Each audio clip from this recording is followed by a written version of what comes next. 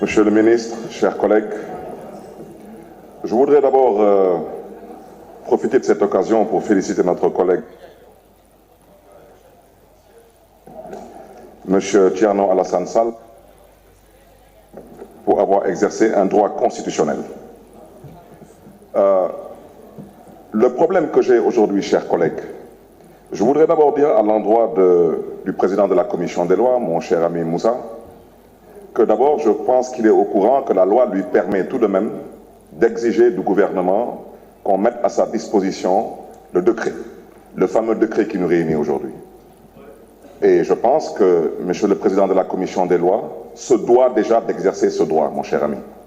Vous devez exiger du gouvernement, pour le nom et le compte de l'Assemblée nationale, qu'on mette à votre disposition le décret signé du président Macky Sall et contresigné du Premier ministre Amadou Ba, qui, jusqu'à l'heure où nous parlons, est encore le Premier ministre du Sénégal. Et je pense que sur cette base, nous pourrons avancer avec les débats. Parce que, mon cher collègue, si vous regardez votre texte, l'article 2 de votre proposition de loi déroge à l'interdiction absolue de réviser la durée du mandat. Maintenant, comment l'Assemblée nationale va gérer la question de l'article 27 de la Constitution, qui dit clairement, que la durée du mandat du président de la République est de 5 ans. Nul ne peut exercer plus de 2 mandats consécutifs. Le 2 avril 2024, qu'est-ce que nous allons faire, nous? Il faut qu'on se pose la question. C'est la raison pour laquelle je considère, chers collègues, nous sommes tous des politiques, mais nous devons nous dire des vérités. Nous sommes tous issus de partis politiques. La majorité des partis politiques ici présents à l'Assemblée nationale ont répondu présent à l'appel au dialogue du président Macky Sall. Nous avons discuté. On ne s'est pas entendu sur tous les points. Mais sur les points sur lesquels on s'est entendu, qu'est-ce qu'on va faire de tout cela? Voter pour ou voter contre? Je suis désolé. Le 23 juin, c'était une histoire de l'Assemblée nationale. Pour certains politiques, la suite, on la connaît. Le peuple souverain aura toujours son mot à dire. C'est la raison pour laquelle je souhaiterais d'abord, avant qu'on puisse avancer dans les débats, je souhaiterais interpeller directement monsieur le président de la commission des lois. Je vous prie respectueusement, au nom et pour le compte de l'Assemblée nationale, de demander au gouvernement de mettre à votre disposition déjà le décret signé de la main du président Macky Sall et contresigné du Premier ministre, M. Amadou Ba. Parce que, chers collègues, c'est trop facile de se mettre ici à vouloir défendre des intérêts personnels, partisans et claniques. Mais n'oubliez pas une chose, si nous avons, nous, particulièrement au niveau de Taxawu Sénégal, accepté d'aller au dialogue national, c'était pour éviter au Sénégal le chaos, pour permettre au président Macky Sall de sortir par la grande porte et la porte honorable. Mais je vais vous dire une chose, si on laisse la majorité mécanique jouer son rôle, que personne ne dise qu'il n'a pas été averti. Les populations ne l'accepteront pas. C'est ça la triste réalité. Nous devons faire preuve de tenue, de retenue et de sagesse. Et c'est la raison pour laquelle je terminerai mon propos en dénonçant l'hypocrisie de la CEDEAO, mais surtout la fumisterie de l'Union africaine. Parce que ce qui se passe aujourd'hui au Sénégal devrait être dénoncé. Le protocole de la CEDEAO est violé. Le protocole est très clair. Il dit que nul ne peut changer les règles du jeu 6 mois avant le jour du scrutin. Alors pourquoi le mutisme de la CEDEAO? Pourquoi le mutisme de l'Union africaine? Et pendant ce temps, on reproche à certains présidents africains, dont le président du Mali, du Niger, du Burkina, de se retirer de la CEDEAO. Donc je terminerai mon propos par lancer un appel à monsieur le président Macky Sall. Je vous prie de bien vouloir faire preuve de tenue et de retenue. Le Sénégal en vaut la peine. Et vous méritez mieux que cela. Je vous remercie. La parole est à Moussa Diakhaté, président de la commission.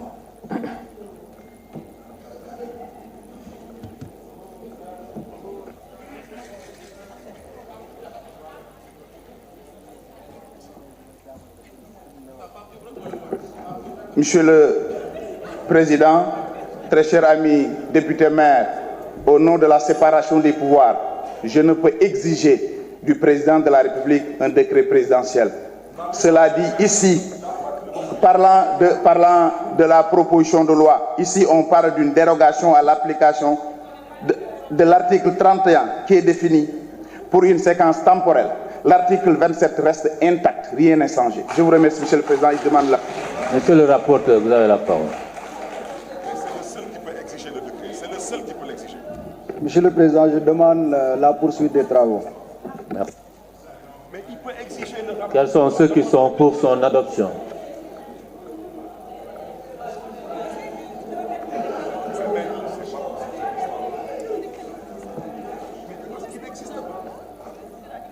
Il me parle de quelle séparation des pouvoirs?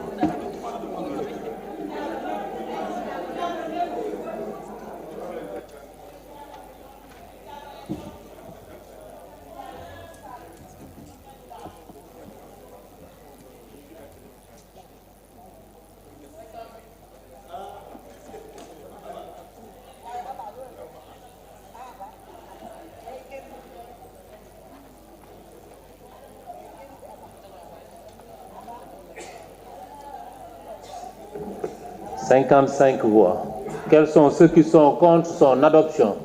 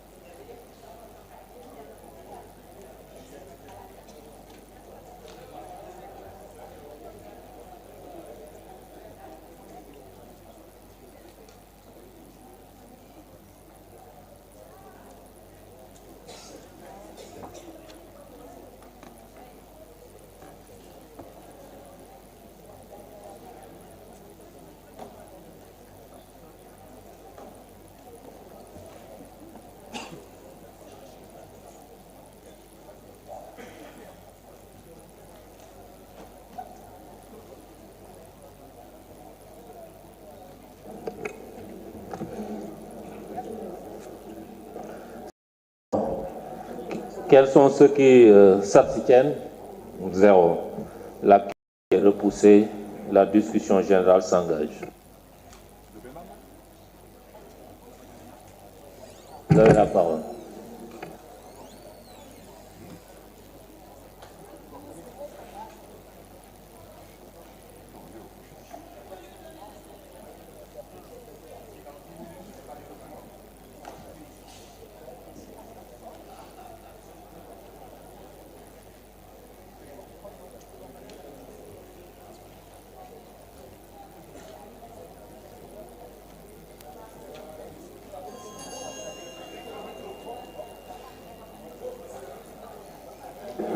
Salam alaikum, Monsieur le Président, Monsieur le Ministre.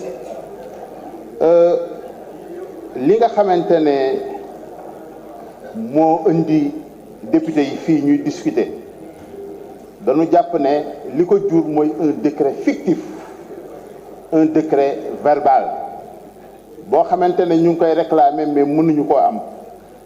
Un décret fictif bo xamantene da fay arrêter processus électoral bi. C'est lolu dafa violer la constitution parce que daf ñuy indi ci un faux problème. C'est un faux problème, ay faux débat rek lay jur. Faux débat parce que la constitution en son article 92, les décisions du Conseil constitutionnel ne sont susceptibles d'aucune voie de recours. Elles s'imposent au pouvoir public et à toutes les autorités administratives et juridictionnelles. Donc, képp koo xamantene bañ nga nit ki campagne ñu lancer campagne électorale bi xamal ne nekkoo ci yoon. Campagne électorale bi dafa war a continuer parce que un faux décret mënta abroger un vrai décret. Il faut que ça soit très clair. Le peuple sénégalais est un peuple souverain boo xamante ne dafa bëgg exercer sa souveraineté le 25 février 2024. Donc ce peuple-là va prendre ses responsabilités et va exercer ses droits. beneen bi nit koo xamante ne lu mu la wax suba bu ngoonee mu dañ da nga koy moytu lépp lu dal Ablaye Wade Macky Sall la parce que li mu ko wax depuis 2012 ba tey lépp a dañ ñoom ñoo xañ Karim Wade li nga xamante ne moom mooy candidature am ñoom ñoo ko xañ du kenn ñun buñ sañoon mu bokk ci élection yi mais ñoo ko xañ bëgg prétexte pour dàq li nga xamante ne moom mooy droit wu peuple bi loolu nag dañ ko war a bañ. beneen bi député du doon coggumaan gis nga coggumaan baaxul député day wax dëgg. gis nga bi naree tas assemblée nationale bi député yëpp danoo booloo ne buñ fi tasee assemblée nationale bi danoo booloo woon de muy camp pouvoir muy fii dañ ko bañ ba ñu retirer projet de loi bi mais coggumaan yi nekk fii bëgg ñu dem élection bëgg ñu dàq suñuy élection di wax lu nekk. ñun on est fiers de nous salaamaaleykum wa rahmatullah. Merci, chers collègues. La parole est à notre collègue Moussa Diagne.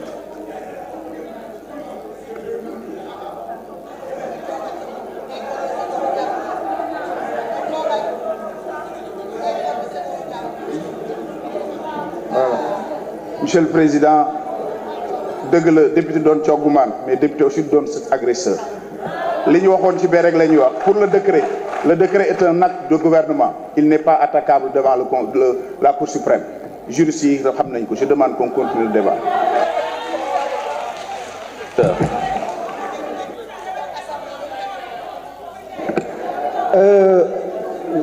Monsieur le Président, damay demander ñu continuer travaux yi mais dama bëggoon a wax sama collègue bii ne ko sooy wër coggumaan doo ko gis fii mais ci boor bee nga koy gisee te moom xam na li tax ma wax ko. Merci, chers collègues. Quels sont ceux qui sont pour son adoption?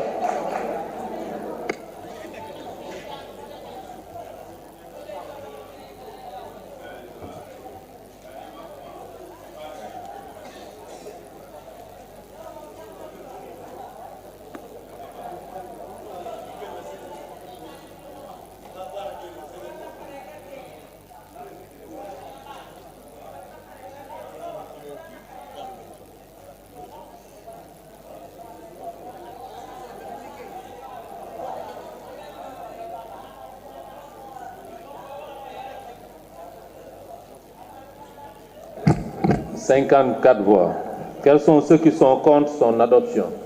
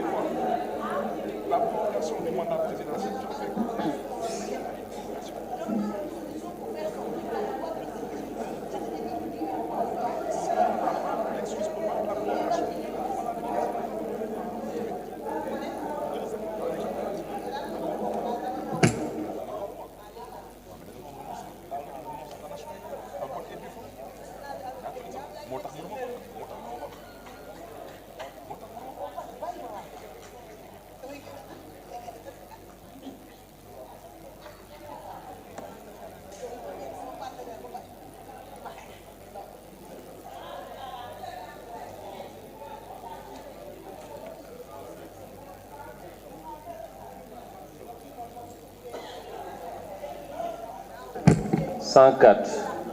Quels sont ceux qui s'abstiennent? 0. La question est repoussée. La discussion générale s'engage. D'abord, Wanya, vous avez la parole.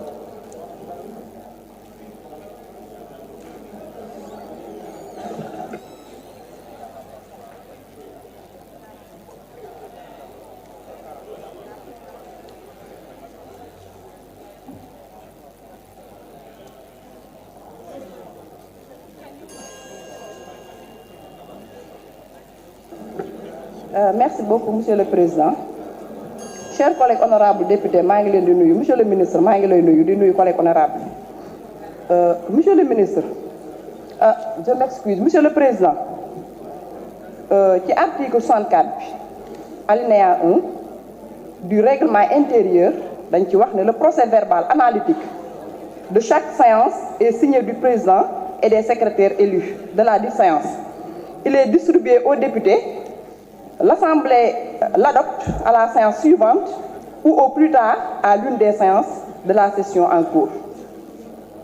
te ñun jusqu'à présent jotaguñu benn procès verbal mën naa ne depuis que ñu installé 14e législature bi mësuñu jot procès verbal lii nag day tekki ne Assemblée nationale yéen a ngi violé règlement intérieur bu Assemblée nationale depuis que ñu installé ñu yéen a ngi violé règlement intérieur bu Assemblée nationale ngeen continuer di ko violer monsieur le président